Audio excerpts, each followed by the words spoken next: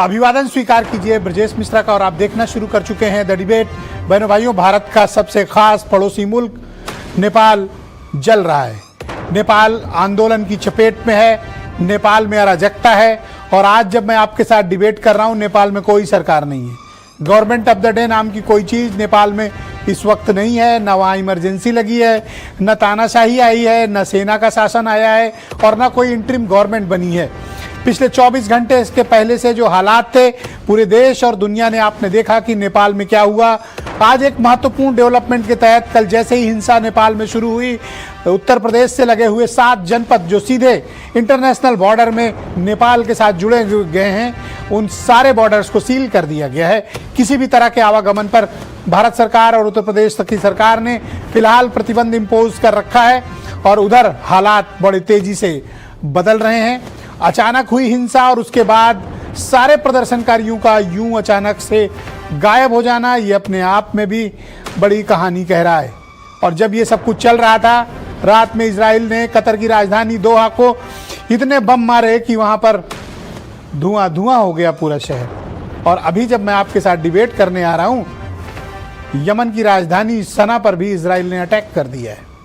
Middle east के हालात ख़राब हैं, तनाव बढ़ रहा है और हमारे पड़ोसी मुल्कों में तख्ता पलट हो रहा है। भारत को अपनी सीमाओं के साथ साथ अपने राजनीतिक और पड़ोस पर भी खास नज़र रखने की ज़रूरत है। आज चर्चा इसी विषय की।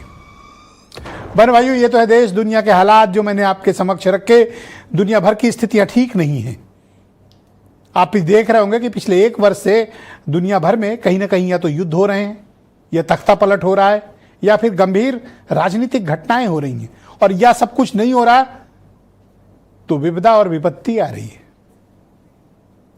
मैं अपने पड़ोसी मुल्क, जिनका भारत के साथ रोटी बेटी का रिश्ता है, भारत के साथ जिनका अध्यात्म का रिश्ता है, भारत के साथ नेपाल का परिवार का रिश्ता है। हर भारतीय के मन में, हर उत्तर प्रदेश के व्यक्ति के मन में एक नेपाल बसता है। उत्तर प्रदेश का कोई ऐसा शहर नहीं होगा जहां नेपालियों की एक मार्केट ना हो या नेपाली रहते ना हो।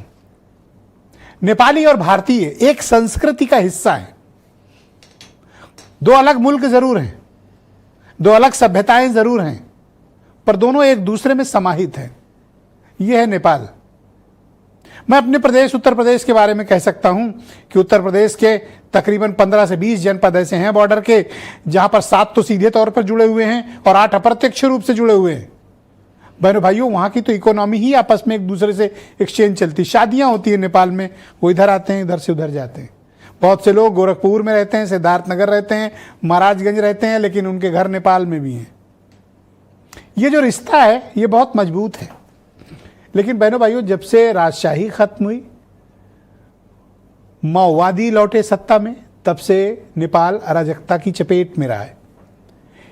भारत के दृष्टिकोण में देखें तो पिछले 17 सालों के दौरान की जो सरकारें नहीं हैं, 2-3 सरकारों को छोड़ दें तो अधिकांश में भारत को लेकर वहाँ के लोगों के मन में या राजनीतिक दलों के मन में जो कुछ भी रहा हो, लेकिन भारत और नेपाल के रिश्तों में वो ताजगी और गर्मी नहीं आ पाई और वो ऊंचाई नहीं छू पाया जिसके लिए हम जाने जाते हैं, जिसके लिए एक भारतीय एक नेपाली जाना जाता है। बहनों भाइयों, यहाँ सरकार का कनेक्ट हो ना हो, पीपल टू पीपल कनेक्ट जो भारत के लोगों का है वो असाधारण है। भारतीय और नेपाली, इनका जो पीपल टू पीपल कनेक्ट है, दुनिया के किसी 2 मुल्कों के बीच ऐसा पीपल टू पीपल कनेक्ट आप खोज कर दिखा दीजिए, नहीं मिलेगा। ये नेपाल में क्या हो रहा है बहनों भाइयों? 2 दिनों तक हिंसा चलने के बाद वहां के प्रधानमंत्री को भागना पड़ा, राष्ट्रपति को इस्तीफा देना पड़ा, संसद भवन आग लगा दी गई, सड़कों पर अराजकता फैली और कल रात 10 बजे से नेपाली सेना ने पूरे काठमांडू को और नेपाल को अपने नियंत्रण में ले लिया है। लेकिन अब तक इंटरिम गवर्नमेंट का ऐलान नहीं हुआ कि इंटरिम गवर्नमेंट कैसे बनेगी। तो इस वक्त सत्ता कौन चला रहा है?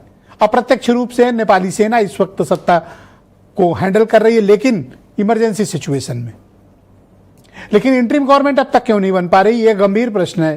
कारण क्या है? भारत का इस पर क्या असर पड़ रहा है? दुनिया के दूसरे मुल्कों में नेपाल की क्या छवि गई? क्या चीन का नजदीक होना उसे भारी पड़ गया, या अमेरिकी कंपनियों से पंगा लेना उसके लिए खतरनाक और तख्ता पलट की वजह बना? और जो आंदोलन हुआ वो कोई सामान्य कारण नहीं थे, सिर्फ सोशल मीडिया एक वजह नहीं थी। जिस तरह से वहां भाई भतीजावाद, परिवारवाद, भ्रष्टाचार, महंगाई, बेरोजगारी, इंफ्रास्ट्रक्चर का अभाव, निवेश की कमी, उद्योग धंधों का बंद होना, बहनों भाइयों, नेपाल के भ्रष्ट नेताओं ने नेपाल को तबाही के कगार पे खड़ा कर दिया था, जिसके कारण वहां के यंग जनरेशन ने आंदोलन कर दिया। और ये खूनी क्रांति है जिसमें अब तक 30 से ज्यादा लोग मारे जा चुके हैं और नेपाल तख्ता पलट हो चुका है। तो अब नेपाल का भविष्य क्या है? नेपाल किसके हाथ में सुरक्षित है? भारत के हितों को भी हमें ध्यान में रखना पड़ेगा। आज चर्चा की शुरुआत इसी मसले पर करते हैं। आप कुछ बयान सुने। सरकार जो जो हुआ है ना, ये इतना कुछ ये सोशल बैंडिंग के लेके नहीं हुआ है। हम लोगों को चाहिए यूथ लीडर चाहिए। अब हम लोग परिवर्तन खोज रहे हैं। ये बूढ़े लोग है ना, ये बूढ़े लीडर है ना, वो हम लोग अब वक्त हो गया है। अब नहीं चाहिए, हमारा यूथ चाहिए। अब सब जेनजी का मांग है यूथ। बहुत सारा स्टूडेंट लोग मर गया है, इसलिए हमें AKP को हमारे देश से निकालना चाहिए। और हम जैसा स्टूडेंट को ना, ये हमारा देश के लिए आवाज उठाना चाहिए हमको। तो बहनों भाइयों, आज की इस पर चर्चा को आगे बढ़ाएंगे संजय सिंह, भारतीय जनता पार्टी, देश की रूलिंग पार्टी के लीडर हैं। विमल सिंह राणा, गोरखा कल्याण समिति के प्रवक्ता हैं, कल भी हमारे साथ जुड़े हुए थे। नावेद शिको, उत्तर प्रदेश के बहुत ही जाने माने पत्रकार, कांग्रेस कमेटी के दिल्ली के प्रवक्ता doctor Ajay Upadhyay, professor doctor Kirori Singh ji हमारे साथ इस कार्यक्रम में मौजूद हैं। इस देश के सबसे विख्यात विदेशी मामलों के जानकार और एक्सपर्ट हैं। और नेपाल की राजधानी काठमांडू से हमको सीनियर जर्नलिस्ट रितेश त्रिपाठी जी भी ज्वाइन कर रहे हैं और वीरेंद्र सिंह जी हमारे स्टेट हेड इस कार्यक्रम का हिस्सा हैं। मैं